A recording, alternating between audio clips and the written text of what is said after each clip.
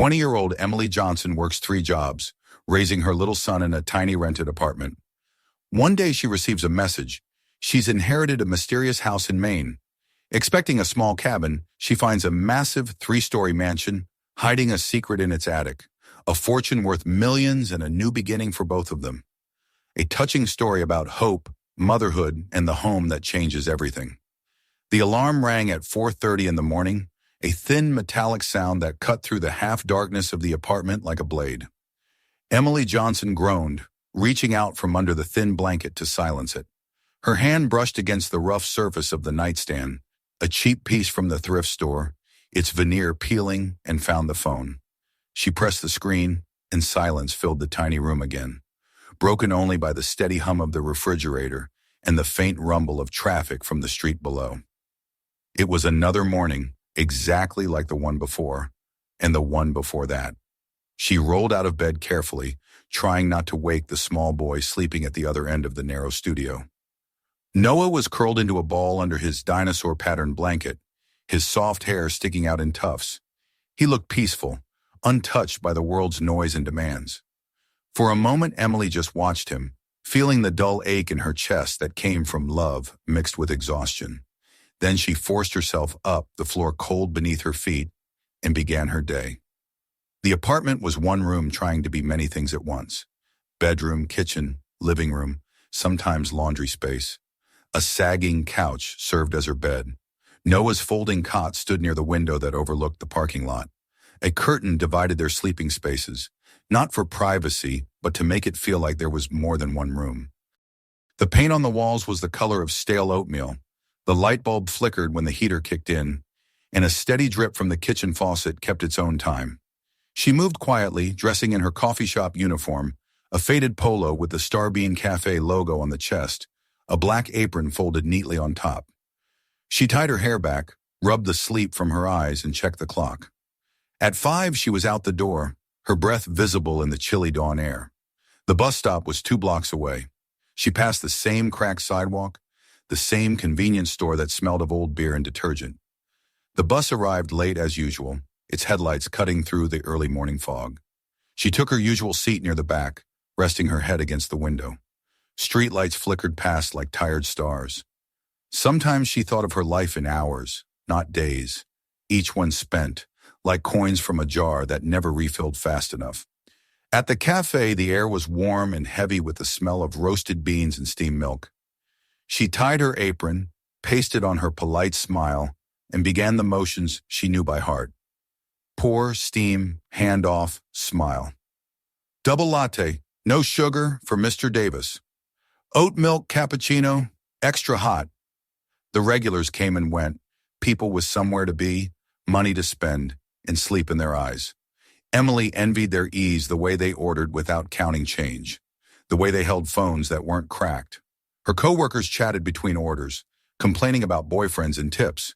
She laughed when she needed to. Inside, she was counting hours until her shift ended at 10:30.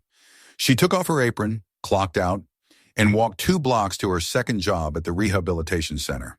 There, she exchanged the coffee smell for bleach and detergent. The uniform was a faded blue scrub top with temporary staff stitched in white. She pushed a cart down quiet hallways lined with wheelchairs and IV poles. The air was filled with the soft beeping of monitors and the slow shuffle of slippers. She changed sheets, emptied bins, mopped floors that seemed to stretch endlessly. Some patients smiled at her, others didn't notice her at all. There was a kind of peace in that invisibility. No one expected anything more than quiet efficiency. By 3 in the afternoon, her body ached, her back screaming in dull protest. But she still had the night shift ahead. She stopped at the daycare on her way home, picking up Noah. He ran into her arms, chattering about his drawing, a big house with tall windows and a tree in front. "That's our house," he said proudly. Emily smiled, smoothing his hair. "One day," she whispered. Dinner was simple: macaroni from a box, apples, and peanut butter sandwiches. They ate sitting on the floor because the table was too cluttered with bills and papers. The rent notice was due in 3 days. The red letters on the envelope made her stomach twist.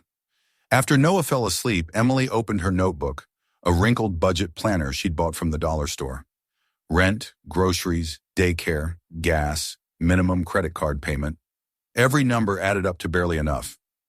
She circled the date of her next paycheck, calculated again, then closed the book with a sigh. At 11, she left Noah in the care of a neighbor, an older woman with a yapping terrier, and took the bus again. The night shift at the convenience store was the hardest. Fluorescent lights hummed overhead, making the air feel too bright and too still. She scanned items, gave change, mopped up spilled soda, endured the smell of cigarettes and cheap cologne. The clock on the wall seemed frozen. Every hour took twice as long to pass. Around 2 a.m., a teenager with a hoodie came in, bought a single pack of gum, and lingered at the counter. "Don't you get tired?" he asked, more curious than rude. Emily smiled faintly. "All the time," she said. When he left, she looked out at the empty street, thinking about what it would feel like to sleep for 8 hours straight. When her shift ended, she took the bus back, the city still asleep under a pale gray sky. Her hands smelled of detergent and coffee. Her feet throbbed. She slipped into the apartment quietly, checked on Noah still asleep, one arm around the stuffed bear he'd named Mr. Binks, and sat on the edge of the couch. Her phone buzzed. Another payment reminder, she thought, or an ad. She reached for it, half asleep. The subject line read, "Inheritance Notice, Johnson Estate." She frowned. Spam, probably, but the name caught her eye. Johnson, her mother's maiden name. She tapped it open, hesitating. Inside was a short formal message from a law firm in Maine, informing her that she had been listed as the sole heir of a property belonging to one William Johnson, her grandfather, apparently. She read it twice, then a third time. There were attached documents, an address, a phone number. She laughed under her breath. "Yeah, right," she murmured. "Who leaves a house to a girl who's barely surviving?" But she couldn't stop thinking about it. She remembered faint stories her mother used to tell. Long ago, of a father who lived in the countryside, stubborn and distant, a man she hadn't spoken to for decades. He'd been a carpenter, she thought, or maybe a teacher. She couldn't recall. Her mother had died when Emily was 17. Any family ties had dissolved with her. So why would he leave her anything? She set the phone down, rubbed her eyes, and tried to shake it off. She needed sleep, not fantasies. But at work the next day, the thought lingered like a whisper. A house. Even if it was a shack, it was more than this apartment.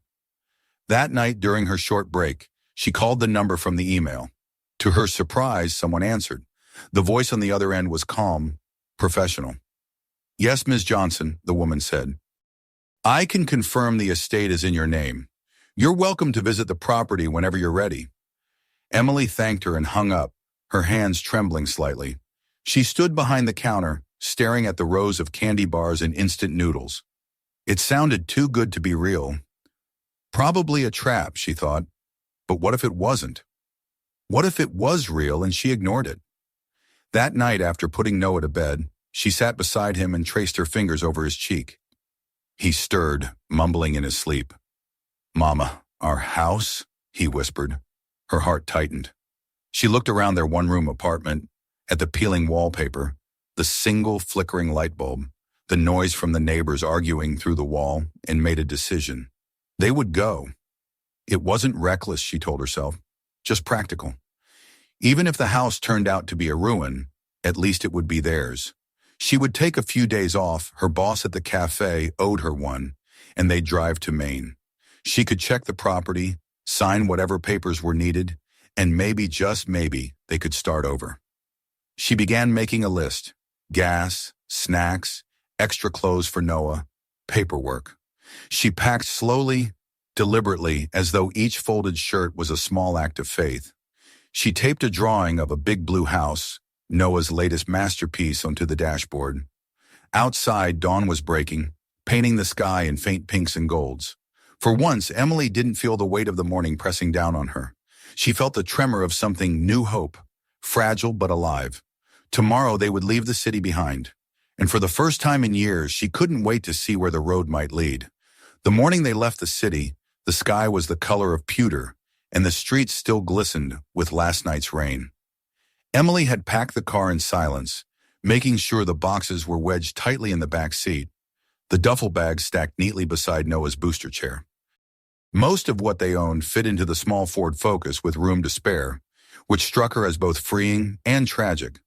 When she looked around the empty apartment, the couch folded up, the table bare, the cheap curtains hanging limp, she felt a quiet ache of disbelief. It had never really been a home, not in the way she wanted for Noah, but it was the place where he'd learned to talk, to draw, to laugh. She turned off the light, locked the door, and slipped the key into an envelope for the landlord. As she walked down the hallway, the flickering bulb buzzed above her one last time. Noah clutched his stuffed bear as she buckled him into the back seat. "Are we going far, Mama?" he asked, his voice small, still raspy from sleep. "Pretty far," she said, tucking a blanket over his legs. "All the way to Maine. We'll see trees and maybe snow, if we're lucky." He smiled at the thought. "Is it a big house?" Emily hesitated. "Maybe. We'll find out together." The drive began before dawn, the city shrinking behind them in the rearview mirror. The roads stretched out like ribbons of gray and silver, the hum of the tires a steady lullaby beneath the low hum of the engine. At first the boy asked questions. Would the house have a yard? Would there be a playground nearby? Could they paint his room blue? And Emily answered as best she could.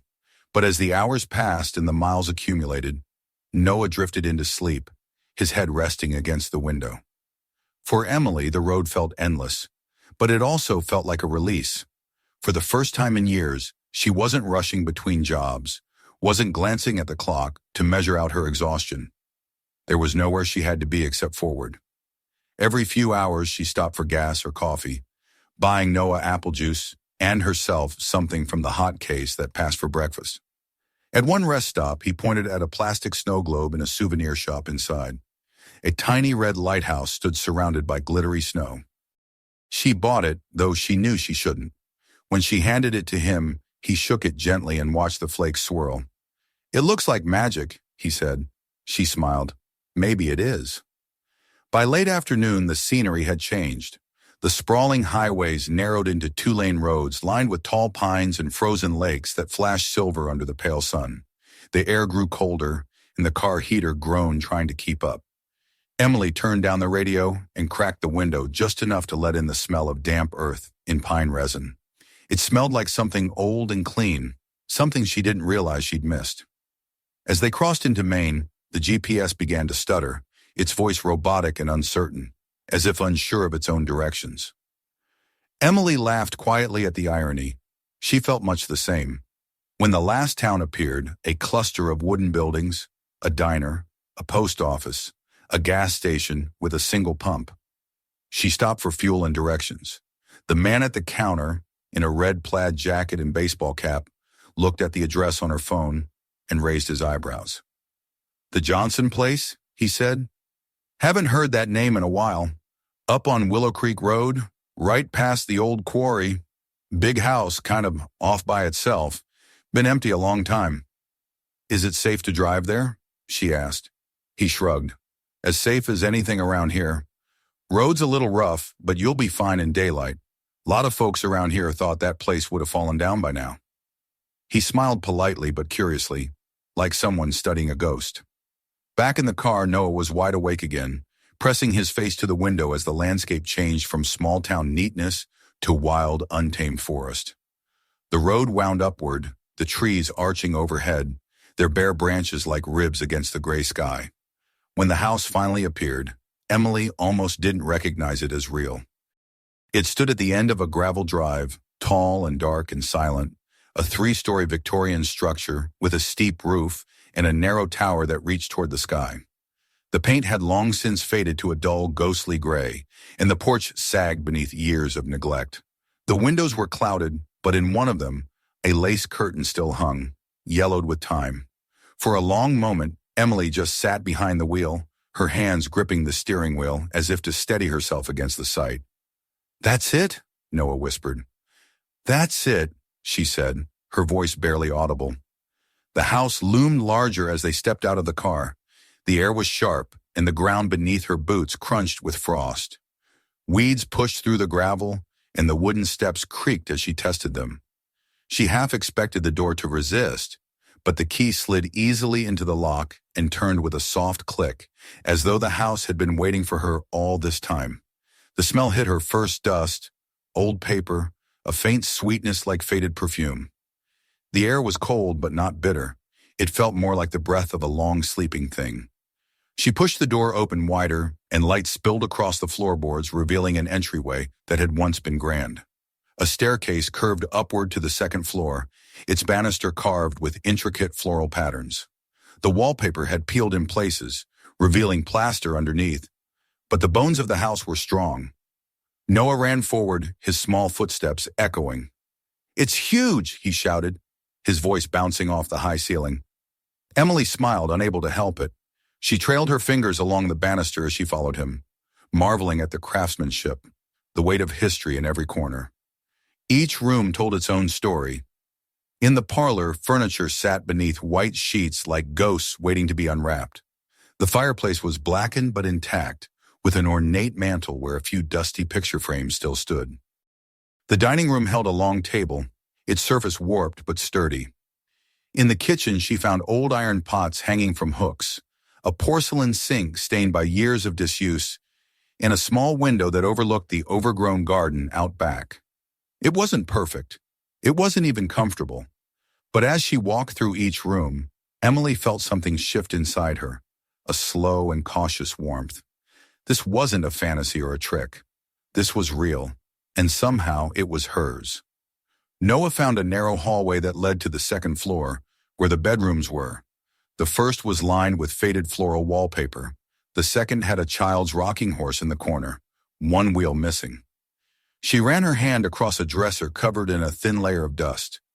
There was a mirror above it, and for a moment she saw her own reflection through the haze-tired, older than 20, but alive in a way she hadn't felt in years. "Can we stay here tonight?" Noah asked. She looked at him, at the hopeful tilt of his small face, and wanted to say yes, but she hesitated. "We'll see," she said softly. "We need to check that everything's safe first." She opened a few windows to let in the cold, fresh air.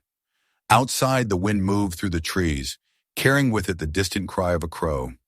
Somewhere deep in the house, something creaked, a slow, groaning sound that could have been the wood settling, or something else entirely. She felt the hair rise on her arms, but shook it off. Houses this old always had noises. As dusk approached, she spread a blanket on the living room floor, and they ate sandwiches from a cooler, laughing when Noah pretended to toast his juice box like it was champagne. She tried to imagine what it would be like to really live here, to fix the broken things, to repaint the walls, to make it theirs. For the first time, it didn't feel impossible. Later, as Noah dozed off beside her, Emily wandered upstairs again, flashlight in hand. The narrow staircase to the third floor was even older, the steps thin and uneven. Dust motes danced in the beam of her light. She paused at the top, where a small door stood ajar. It led to the attic. She hesitated before entering. The air was thicker here, colder. The slanted ceiling pressed down, and the smell of wood and time was stronger. She moved slowly, her flashlight passing over old trunks, a broken chair, a stack of yellowed newspapers. Then the beam caught on something large at the far end of the room, a trunk, wooden, reinforced with brass corners, its surface covered in scratches. She stepped closer. The lock was old but not broken. It looked as though it hadn't been touched in decades. Her fingers brushed against the metal clasp, cold and stubborn. For a moment she froze, the stillness around her so absolute that she could hear her own heartbeat. The flashlight flickered once, throwing strange shadows across the rafters. Then, taking a breath, she bent down and unlatched it. The sound of the lock giving way was sharp and final, echoing softly in the empty space. She lifted the lid just an inch, just enough to see a flash of gold beneath the dust. Her breath caught. The air in the attic seemed to change, as though the house itself was holding its breath with her. And then, slowly, she pushed the lid open wider. For a long moment, Emily couldn't move. The air in the attic felt dense, charged with something ancient and wordless. Dust swirled through the narrow beam of her flashlight, each particle glittering like ash suspended in sunlight. The trunk before her stood open now, its lid leaning back with a soft creak, revealing its hidden heart. Inside, the light caught on something that shimmered faintly, and when she leaned closer, her breath fogged in the cold air. Gold. Her first thought was that it couldn't be real. But there it was, tangles of gold necklaces, strings of pearls, brooches studded with gems, and rings so heavy they seemed to drag the light toward them. Beneath the jewelry lay a collection of small velvet boxes, a few cracked open, revealing diamonds that winked with cold fire. There were old coins too, stamped with years she could barely read, their edges worn smooth by countless hands. It was overwhelming, a sight so far removed from her world of empty wallets and overdue bills that her brain refused to make sense of it.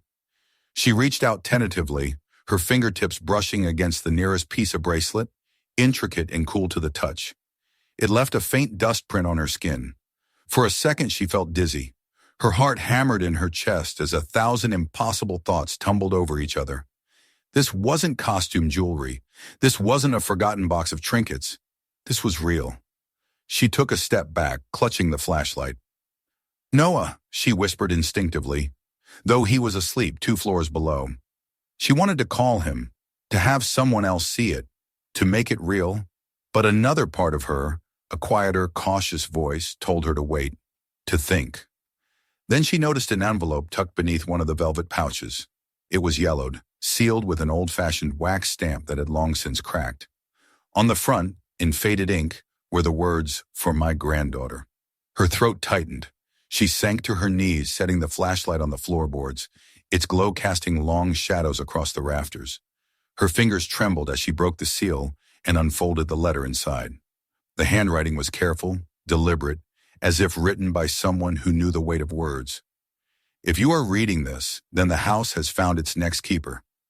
I built this home with my own hands and filled it with what little our family possessed. Some of it is worth money, some only memory. What you choose to keep, what you choose to use, is up to you. But understand this, the house holds more than wood and stone. It holds the blood of those who came before you. Take care of it, and it will take care of you." Signed, William Johnson. Emily read the lines again, her eyes stinging. She tried to imagine the man who wrote them, a grandfather she never met, who had lived and died without knowing her. There was a sadness in that, but also a strange comfort, as if through some twist of fate he had still reached across time to offer her something she desperately needed. When she finally stood, her legs felt unsteady. She looked again into the trunk, the fortune glinting in the dim light, and realized how dangerous it could be. People killed for less. If word got out, if anyone knew, she and Noah would be targets. She took a deep breath and forced herself to think rationally. She needed help, not from strangers, not from the internet, but from someone official, someone who could verify what this was and guide her through whatever came next. She closed the trunk carefully, securing the latch once more. The sound echoed faintly through the rafters, like a secret being sealed again. Then she went downstairs step by slow step, her flashlight trembling in her hand. Downstairs the house was silent. Noah lay asleep on the blanket near the cold fireplace, his toy bear cradled against his chest. Emily knelt beside him, brushing a strand of hair from his forehead. He stirred, smiling in his sleep. For the first time in years, she allowed herself to imagine a different kind of tomorrow, not one filled with bills and exhaustion, but one with warmth, safety, and maybe even joy. When morning came, she barely slept an hour. The pale light filtered through the lace curtains, illuminating the dust still floating in the air. She brewed coffee on the old stove. It still worked, miraculously, and sat at the kitchen table with her phone. The signal was weak, but enough. She called the local lawyer whose number she still had from the inheritance notice. When the woman answered, Emily's voice shook as she explained what she'd found. There was a long pause on the other end before the lawyer replied, calm but firm. "Don't move anything else, Ms. Johnson. I'll send a certified appraiser. If what you're saying is true, you may be sitting on a substantial estate." Substantial. The word felt foreign, heavy. After the call, Emily spent the rest of the morning cleaning the kitchen and keeping Noah occupied, pretending everything was normal. But her mind wouldn't stop racing. Every sound in the house, the creak of the floorboards, the groan of the wind, made her look up sharply, half expecting someone to be standing there. By afternoon, a silver sedan pulled up in front of the house. A middle-aged man stepped out, tall and composed, carrying a leather case. "Ms. Johnson, I'm Mr. Hughes," he said, shaking her hand. "Your lawyer sent me." She led him upstairs, her heart pounding as they climbed. When he saw the trunk, he drew in a low whistle. "Well, that's not something you find every day." He worked methodically, putting on gloves, examining each piece with professional precision.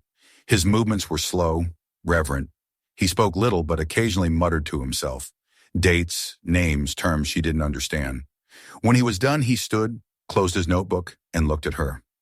"Ms. Johnson," he said, "these items appear to be genuine, late 19th and early 20th century, mostly European pieces. The quality of the stones alone puts the value somewhere around $15 million, perhaps more, depending on provenance." Emily's mouth went dry. "You're sure?" He nodded. "As sure as one can be in this line of work. You've inherited quite a legacy." She thanked him numbly, her voice distant in her own ears. After he left, she sat on the steps of the porch, staring out at the yard. The trees swayed gently, their bare branches glinting with frost. She felt small against the weight of it all. $15 million. It didn't feel real. It felt like a story she'd once told herself to fall asleep. But reality crept in quickly.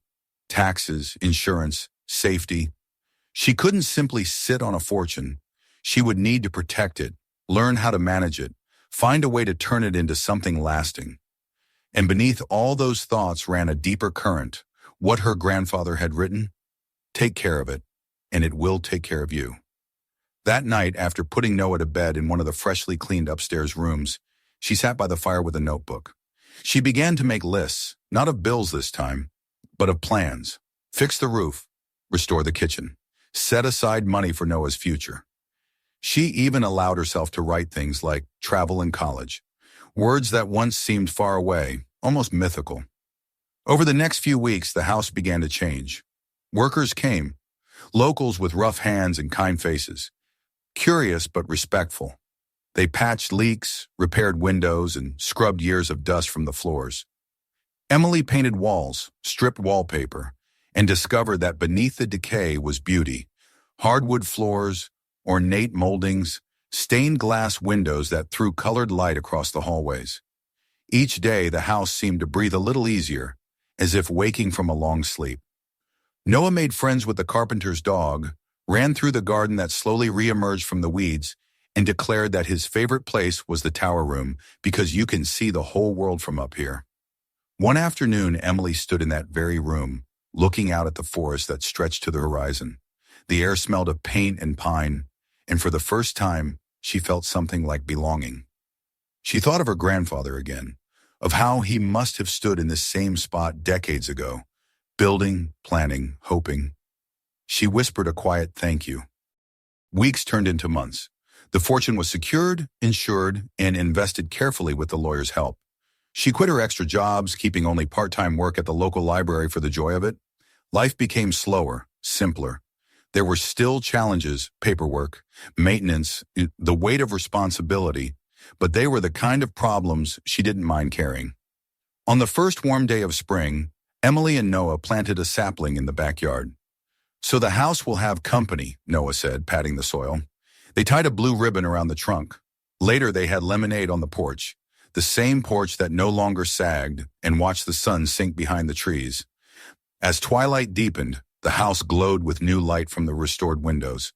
Emily felt the quiet hum of life within its walls, the ticking of the old clock, the laughter of her son drifting down the hall, the creak of the wood settling contentedly. It was no longer just a place she'd inherited. It was a home she'd earned. That night, after putting Noah to bed, she climbed once more to the attic. The trunk still sat in the same place, now empty except for the letter. She touched it gently, her fingertips tracing the old ink. "I'll take care of it," she whispered. "I promise." As she turned to leave, something caught her eye near the rafters, a small wooden box half hidden behind a beam. She smiled faintly, too tired to investigate now. The house, she thought, still had its secrets, and that was all right. Some things could wait. Downstairs, the fire crackled softly. She poured herself a cup of tea and sat by the window, watching the first fireflies spark in the dark. For the first time since she could remember, she wasn't thinking about survival. She was thinking about tomorrow. And somewhere deep in the quiet bones of the old house, it felt as though someone or something was smiling back. Don't forget to subscribe to the channel for more stories like this. Watch the next video to continue the journey and share this one with your friends if you enjoyed it. Your support helps us create more content for you.